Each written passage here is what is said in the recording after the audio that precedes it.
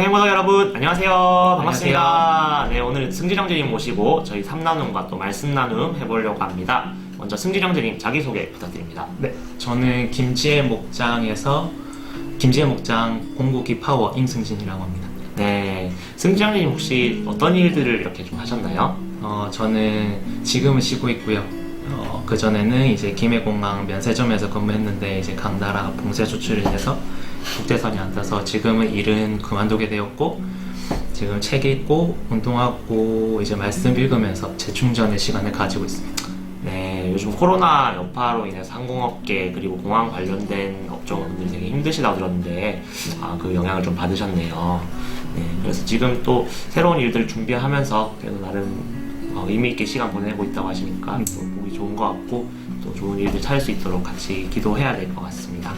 네, 그리고 좀 앞으로 하고 싶은 일이 있다고 들었는데 좀 어떤 부분에 관심이 있으신가요? 저는 음악에 관심이 많아요. 그래서 이제 쉬면서 저의 음악 스펙트럼을 조금 넓혀보려고 합니다. 아, 그렇군요.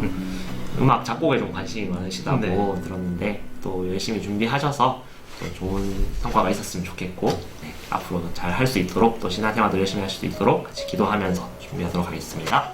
네, 오늘 본문 같이 보도록 하겠습니다. 신명기 30장 11에서 20절 말씀입니다. 11절입니다. 내가 오늘 내게 명령한 이 명령은 내게 어려운 것도 아니요 먼 것도 아니라 하늘에 있는 것이 아니니 내가 이르기를 누가 우리를 위하여 하늘에 올라가 그의 명령을 우리에게로 가지고 와서 우리에게 들려 행하게 하랴 할 것이 아니요 이것이 바다 밖에 있는 것이 아니니 네가 이르기를 누가 우리를 위하여 바다를 건너가서 그의 명령을 우리에게로 가지고 와서 우리에게 들려 행하게 하랴 할 것도 아니라 오직 그 말씀이 내게 매우 가까워서 네 입에 있으며 네 마음에 있는즉 네가 이를 행할 수 있느니라. 보라 내가 오늘 생명과 복과 사망과 화를 네 앞에 두었나니 곧 내가 오늘 내게 명령하여 내 하나님 여호와를 사랑하고 그 모든 길로 행하며 그의 명령과 규례와 법도를 지키라 하는 것이라. 그리하면 네가 생존하며 번성할 것이요 또 네 하나님 여호와께서 네가 가서 차지할 땅에서 내게 복을 주실 것임이니라. 그러나 네가 만일 마음을 돌이켜 듣지 아니하고 유혹을 받아 다른 신들에게 절하고 그를 섬기면 내가 오늘 너희에게 선언하노니 너희가 반드시 망할 것이라. 너희가 요단을 건너가서 차지할 땅에서 너희의 날이 길지 못할 것이니라. 내가 오늘 하늘과 땅을 불러 너희에게 증거를 삼노라. 내가 생명과 사망과 복과 저주를 네 앞에 두었은즉 너와 네 자손이 살기 위하여 생명을 택하고 내 하나님 여호와를 사랑하고 그의 말씀을 청종하며 또 그를 의지하라. 그는 내 생명이시요 내 장수이시니 여호와께서 내 조상 아브라함과 이삭과 야곱에게 주리라고 맹세하신 땅에 네가 거주하리라. 아멘. 네, 오늘 본문 같이 봤는데요. 오늘 11절에서 14절을 보면은 모세가 하나님의 말씀이 어렵고 먼 것이 아니라고 말씀하고 있습니다. 하늘에 있거나 바다를 건너가야 하는 당시 기준으로는 불가능한 일들이 아니라 그 말씀들이 충분히 우리가 이해하고 납득할 만하고 마음이 있으면 노력을 통해서 충분히 지킬 수 있는 것이라는 것을 말씀하고 있는 것이죠. 그리고 15절, 20절을 보면은 모세가 복과 저주 가운데서 양자 태기를 선택하라고 알려주고 있습니다. 그래서 순종로 봤을 때는 생명, 번영, 장수, 오랫동안 거주하고 그리고 불순종을 보았을 때는 사망, 멸망, 저주, 단명, 짧은 거주 등이 대비되어서 나타나고 있습니다. 그래서 모세는 이 언약의 불변성을 강조하기 위해서 하늘과 땅이라는 어떤 자연물들을 상징적인 증인으로 내세우고 있습니다. 그래서 생명과 사망에 있을 때 어떤 선택을 해야 될지에 대해서 지혜롭게 교훈을 하고 있는 것이죠. 네, 이 본문 보면서 혹시 승진 형제님은 좀 질문이 있으셨나요? 저는 이제 저는 오늘 30장에 대한 신명기 30장에 대한 질문보다 저는 신명기 전체에 대해서 그리고 또 모세에 대해서 궁금증이 좀 생겼는데요. 네. 저는 첫 번째 질문으로는 모세가 십계명을 2번 받았는데 이제 모세는 어떻게 해서 하나님께로 이제 십계명을 받게 되었는지 그게 궁금합니다. 네, 모세가 약속의 두 돌판을 받는 장면이 나오고 이제 이것이 이제 율법이 새겨져 있다라고 하는데 대부분은 이제 율법 전체가 아니라 그 율법의 핵심이 담긴 10계명이 그 돌판에 새겨져 있을 것을 추정을 하고요. 그리고 전체에 대해서는 하나님이 이제 모세가 시내산에 올라갔을 때 말씀하셨을 것이다 라고 보통 생각을 많이 합니다. 그래서 출애굽기 19장에서 31장을 보시면은 출애굽 이후 3개월 만에 시내산 앞에 있는 광야에 도착해서 모세가 백성들 대표해서 그 말씀을 받으러 산에 올라간 장면이 나오고요. 그리고 그 부분에서 하나님 어떤 말씀을 하셨는지가 이제 나와 있습니다. 그런데 이제 32장을 보면은 모세가 한참 동안 내려오지 않자 이스라엘 민족이 모세가 죽었을 것으로 생각하면서 두려움에 빠져서 또 우상으로 금송아지를 만드는 장면이 나오는데요. 이것을 알게 된 모세가 내려와서 하나님께서 먼저 주셨던 약속의 돌판을 깨버리고 두 번째 약속의 돌판을 받는 장면이 또 34장에 나오게 됩니다. 그 내용에 있어서는 아마 그 첫 번째 받았던 돌판과 같았을 것으로 보이고요. 여기서 이제 조금 궁금해 하셨던 부분이 이 약속의 돌판에 하나님이 새겨주셨다라고 32장 15절 16절에서 나오는데 그럼 하나님이 직접 이렇게 막 모세가 나오는 그 영화 10개에 나온 것 같이 막 번개로 막 이렇게 새겨주신 것이냐, 아니면 모세가 하나님의 영감을 통해서 직접 새긴 것이냐라고 이제 조금 궁금해 하셨는데 둘 다가 될 수 있을 것 같고요. 성경에 정확하게 나타나고 있지 않기 때문에 하나님이 뭐 번개를 통해서 직접 새겨주셨든 아니면 모세가 하나님의 음성을 들으면서 이렇게 새겨주셨든 가장 중요한 건 이제 하나님께서 그 말씀을 주셨다는 것 자체가 중요한 것 같고 그 내용이 또한 중요하다라고 생각합니다. 네, 그래서 모세가 그런 상황 속에서 새겼다. 그리고 신명기 그리고 출애굽기 이렇게 보시면은 이런 내용들이 좀 자세하게 나와 있으니까 좀 참고하시면 될 것 같습니다. 네. 네, 또 질문 있으신가요? 두 번째 질문은 신명기 34장 5절에 보면 모세는 여호와의 말씀대로 모압 땅에서 죽어라는 구절이 있는데 왜 하나님은 모세를 모압 땅에서 죽게 하신 건지. 네.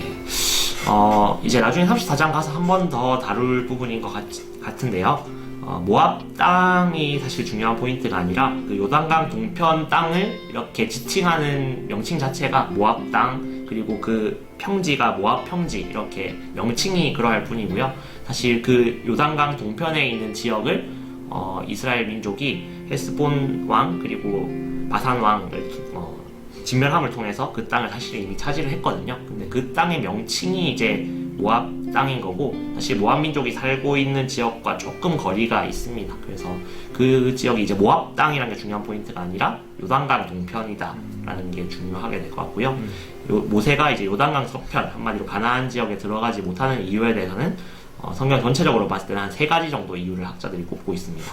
그래서 첫 번째는 모세가 하나님의 거룩함을 나타내지 않는 실수를 했다라고 하는데, 그게 민수기 20장 무리바 물 사건입니다. 여기서 하나님이 사실은 물을 낸 것인데 모세가 마치 자신이 한 것처럼 이렇게 나타냈다라고 보통 학자들이 많이 주장을 하는데요. 이런 실수 때문에 그렇다라고 하기도 하고, 그 다음에 두 번째 가데스 바네아에서 이스라엘 민족이 가나안 땅에 직접 들어갈 것을 거부했을 때 모세가 아무래도 지도자다 보니까 그 대표적인 책임을 맡고 이렇게 한 것이 아니냐라고 보통 주장을 합니다. 이게 신명기 전반적으로 나오고 있는데, 너네가 이렇게 하나님 말씀 순종하지 않아서 나도 들어갈 수 없다라는 걸 모세가 직접 자기 입으로 얘기하는 장면이 나오고요. 그 다음에 세 번째, 이 가나안 정복이 마치 모세라는 훌륭한 지도자로 인한 것으로 오해받지 않기 위해서, 혹은 모세가 신격화되지 않기 위해서 이 역할들을 여호수아와 좀 나눠서 이렇게 하게 되고, 그 무덤을 남기지 않았다는 것도 이런 부분에 좀 신빙성을 더해 주는데요. 그래서 이것이 모세가 한 것이 아니라 하나님이 모세라는 사람을 사용해서 이스라엘 민족을 통해서 일하셨다, 이렇게 볼 수 있도록 모세를 신격화하지 않도록 한 이 3가지 정도 이유를 가지고 모세가 요단 동편에서 죽었다라고 할 수 있겠습니다. 승지형제님, 이 말씀 읽으시면서 좀 어떤 점들을 느끼셨나요? 저는 개인적으로 이제 복과 화는 이제 본인이 선택하는 것이고, 이제 게으름을 피우지 않고 말씀을 읽어야겠다라는 느낌을 받았어요. 네, 그렇군요. 그럼 이걸 통해서 좀 삶에서 어떻게 적용을 하실 것인지.